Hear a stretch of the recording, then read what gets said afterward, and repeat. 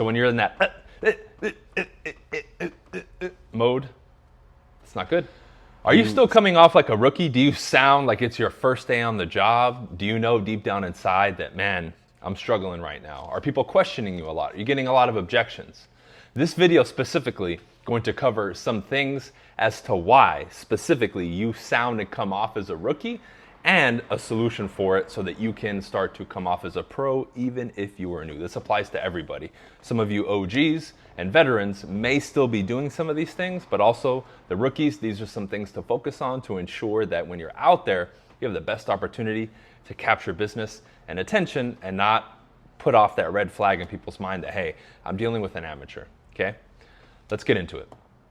Number one is the amateur, the person who is more rookie or sounds more rookie, typically has a frantic pace at which they speak, meaning they talk too fast. Now, if you're naturally a fast talker, you're gonna have to really take note of this and learn to slow it down. The only time you have an exception to this rule is if you're dealing with another person who's very, very fast talking. But even then, linguistically, with the syntax that you use, if it's off, you still will come off as a rookie. So one thing we need to keep in mind is this. When you watch a movie, when you read a story, when you imagine powerful figures, if you were to associate authority and power on either end of this spectrum, speaking slowly or speaking quickly, which one would you say? The obvious answer is slowly. Emperors, kings, people of power would speak less, say less, typically would speak louder, but it would have a lot of weight behind it. The person who was explaining themselves before they got killed or something, oh my God, and please let me explain, right? They were the ones who were frantically, right? It's not what it looks like, right? Why? Because we're in a compromised position. Therefore, subconsciously and at the DNA level, we still respond to frantic, nervous, erratic, fast speech as if it's weak, lower tier, not experienced, not expert. So slow down. I know we're in the era now, especially with content, where you're supposed to spit it out quick, and you may have 5, 10, 15-second bouts where you speak quickly. However, overall, you got to slow it down. I've fallen into that trap as well because I want to just spit it out as quickly as possible. However, power, authority, expertise, confidence speaks slower. So you're going to make your little adjustments depending on who you're talking to, right? We're going to speed up or slow down a little bit, but however, generally speaking, slower speech is what you want to do. Speaking quickly or too frantically makes you look like a rookie. Number two, interrupting, right? I call this the stutter syndrome. Someone's talking, right, in person or on the phone, and you're so desperate to get what you want to say out. You're like you'll start saying something, but then you'll stop because you realize you're interrupting them. So that ties in with actual interruptions too, just talking over people, because you're not paying attention to the flow of a conversation. So when you're in that mode, it's not good. You sound and you come off as a rookie. Not just because you don't know when to speak, but number two, that's a layer of this, is you're interrupting. You don't want to interrupt people unless it's absolutely necessary. Because again, we're speaking general here. Are there going to be moments that you have to interrupt people? Absolutely, 100%. But that's not the norm. So relax, take a breath, let there be a pause, let there be a little bit of a silence so people can process what you're saying and the conversation can flow. Why are we in such a rush? We falsely believe when we're a rookie that if we don't spit it out quick or get it out fast, that they're going to hang up on us or they're going to close the door, they're not going to want to talk to us. Incorrect. Yeah, if you take 5 seconds to respond, sure, they'll hang up. But some of you are so uncomfortable, you can't even do a 30-second, or not a 30-second, a 3-second, 2-second, 1-second pause. It's relax, conversational flow. There's moments of silence. There's moments of, because that's when people process what you're saying. So avoid the interruption. But number two, right, and that first point that I gave you in this second one is stop with the because you're not even listening anymore. You're just frantically trying to get out what you want to say. You don't want that, okay? Those are the first two things. Number three, explaining yourself. Powerful salespeople and communicators ask questions and they lead the conversation. They don't over-explain themselves. And this is a very fine line and something you develop over time through training and experience at the highest levels to know exactly how much is enough. However, you always want to leave them wanting more, a little bit.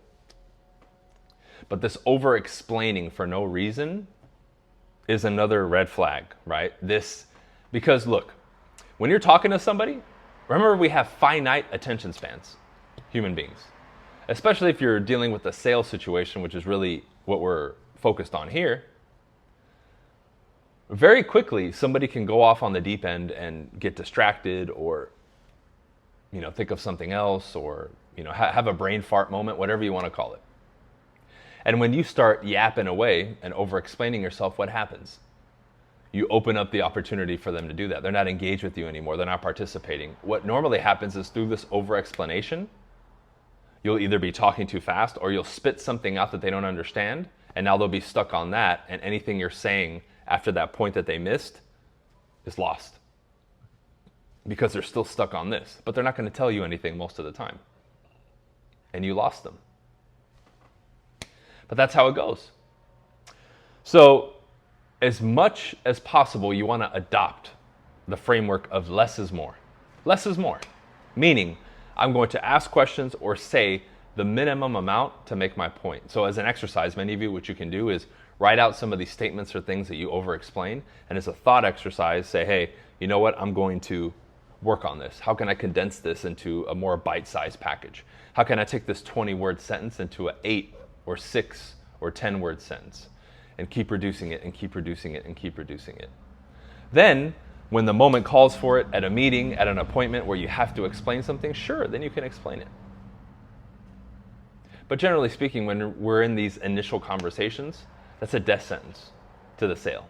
To sit there and over-explain and bore people. Because again, when you are stacking features instead of benefits, features being listing things like, oh, this phone is 1080p, 4K capable, right? You bore people, but it just goes in one ear and out the other. And that's a big rookie mistake, is the over-explanation, or I think what's behind that is the need to feel like you need to prove yourself, which is why you over-explain. And you definitely don't want to do that, because somebody who understands that you're trying to explain yourself and prove yourself, they're going to lose respect for you, because an expert doesn't have to prove themselves. The expert doesn't have to do any of that, right? We know that, okay? Let's continue. What are some other things that make you sound and come off as a rookie in a communication standpoint or in a sales standpoint, all right? Let's continue. Another one is this: somebody who doesn't honor their word. This one's a little bit different. If you said you're going to call somebody back, call them back. If you said you were going to do something, do it. One of the easiest ways to lose with leads, either in that moment or later on, because we can kind of cover both here, is that you don't honor your word. You don't do what you're going to say. I don't care how you feel. I don't care what your emotions say. Oh, well, I was scared. Doesn't matter. It doesn't matter if you're scared. You need to do what you said you were going to do. When you don't, again, authority goes down, expertise goes down. They can't trust you. You're not a man or woman of your word. And the problem begins. And so many people fall into this trap, but you don't realize that this is a big one, because the expert wouldn't be scared. The expert would, of course, honor their word, because they have the systems, the flow, and the processes to do these types of things without having to think about it. Pretty simple, right? Now, I threw that point in as an extra one because although it doesn't directly apply to like an initial conversation or something like that, it's important because this is overlooked by a lot of people. It's not just that you're uncomfortable or you don't want to call somebody back. At the end of the day, you're not honoring your word, which is, again, another death sentence as a salesperson and as a professional, because it kills and destroys trust. It kills and it destroys trust, period. Okay? Let's continue. Another one is rushing things. Right? I'm in the real estate industry still, primarily. Someone will call me, oh, hey, I want to sell my house. Great, I'll be right over. It's not what a professional does. Professional takes their time, they qualify, they follow the process no matter what. How many of you have compromised because you think somebody's ready? Or, let me just get in front of them, I can convince them. That's what a rookie does. That's what a desperate salesperson does. You only work with people that want to work with you, who are sane, rational, and who follow the process. Stop rushing. What are you in a rush for? Oh, well, someone else is going to get it. No, they're not. No, they're not, because you don't have anything yet. Chill. You follow your process. Mom and Dad, I know you'll probably be watching this, right? Love you guys. When they sold their house with me years ago, I mean, it's been 8-9 years ago now, ask them. I qualified them. I did everything. I did a presentation. I followed the process to a T. Nothing was going to be rushed, skipped, just because, well, it's my family and they're motivated. It doesn't matter. You still follow the professional process, okay? Number 2, you don't compromise. This is another point. Point number what, 4 or 5? I've lost count now. You don't compromise.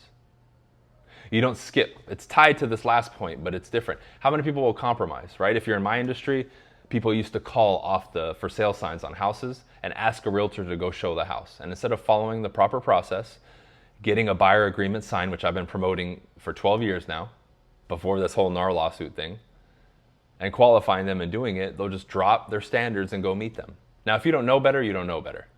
But if you do know better, which a lot of you do, out of desperation or because you think they're going to reject you, you don't follow the process. You compromise.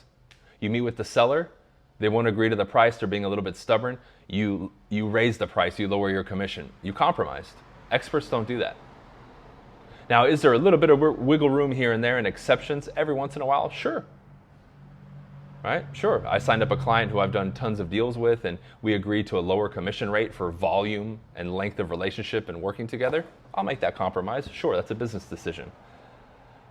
But just day to day throwing in the towel and giving up because you don't have the skill or capacity to negotiate or handle an objection or present properly, no, you're compromising. The expert doesn't do that.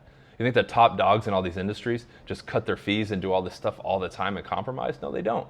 They say, you don't like it, there's the door. Well, Bryan, I'm new, I can't do that. Yes, you can, because if you don't start now, when are you going to do it? If you can't hold the line now, when are you ever going to hold the line? Oh, when I make it. You're never going to make it, because the people who make it hold the line. You see how that works? Little bonus for those of you who have stuck around this long. You cannot compromise. I told the story on a reel. I don't know if I posted it, right? Maybe it was, in our training, and I took that clip and I posted it online. I don't know if it's here yet or on YouTube, right? I'm not sure if I posted it yet. But I walked away from one of my first potential listings because the lady was just being unreasonable about the commission and the price. I walked away. And all the top dogs in my office said, man, you're going to be mega successful. If you're new and in the position that you're in and you walked away on principle, man, you're cut from a different cloth. And now, more than ever, I understood why they confirmed that. Because even in the moment, I had some doubt. Should I have taken it? Should I have compromised? Did I do the right thing? And all the top dogs confirming it for me, I was like, you know what? I did the right thing. I did the right thing. Would you? Because I get those comments on Instagram and YouTube, well, BC, but you make money. And I did it when I was new too, dude, and I didn't have any money. But see, that's what keeps you in that position and keeps you broke and miserable and desperate is you compromise. If you can't hold the standard when things aren't in your favor, you're never going to hold them anyway. Because it's easier to compromise when things are going good and when things are easy. When they're tough is when it's hard to double down, right? And put your foot down and draw the line. You can do that then. I mean, take a look at my life, y'all, and all the stuff that I've shared, even outside of sales. Remember when I walked away from my last company because they were trying to censor me? I walked away from $500,000 a year. You don't think I would want that? Now I'm recreating it, of course. That was just one income stream, $500,000 a year. Boom, vanished on principle. Would you be willing to do that? Because I got a lot of messages from people saying, oh man, I agree with you and they shouldn't censor you, but I'm going to stay and I need the $100K I'm making a year or whatever. Give me a break, dude. That's weak. That's weak. But I know I stand on a different level than other people when it comes to this stuff. But this is why as a salesperson and as a professional, my results are up here because of examples like that. This is universally applicable, by the way, not just for sales. I'm just giving it to you in a sales context so you can understand it. And again, most of you who follow me are entrepreneurs, salespeople, real estate agents, right? So this applies to you. So those are some things, right? When it comes to sounding like a rookie. Are there any more I want to give you, or will I do another video? You know what? I'll do another one because this is about 15 minutes already and I think it's long enough. Some of this stuff you're going to learn through experience, but you're going to have to go through it. You can't avoid it. But a couple of things that I gave you here, you can work on them and develop them so very quickly they're out of your system and you're not going to be challenged anymore, and people aren't going to be asking you if you're new, regardless if you look young or whatever, you know, your insecurity may be. All right? Appreciate you guys tuning in. Check out the description for a bunch of free resources like scripts and a bunch of other stuff that I've given away, sales crash course, et cetera, et cetera. Get on the email list if you guys want access to exclusive offers. Those of you seeking more help, I do offer training, mentorship, and coaching, right? You can check that out on the website. I also have standalone courses as well if that's what will tickle your fancy. Go to my website, browse courses, coaching tab. You'll see it all there, right? If any of you are interested in potentially joining my nationwide real estate team, those of you in the real estate world, shoot me an email at bryancasella25@gmail.com or shoot me a personal message on Facebook or Instagram, and I'll answer you there and we can chat. All right? Have a good day, y'all. Peace.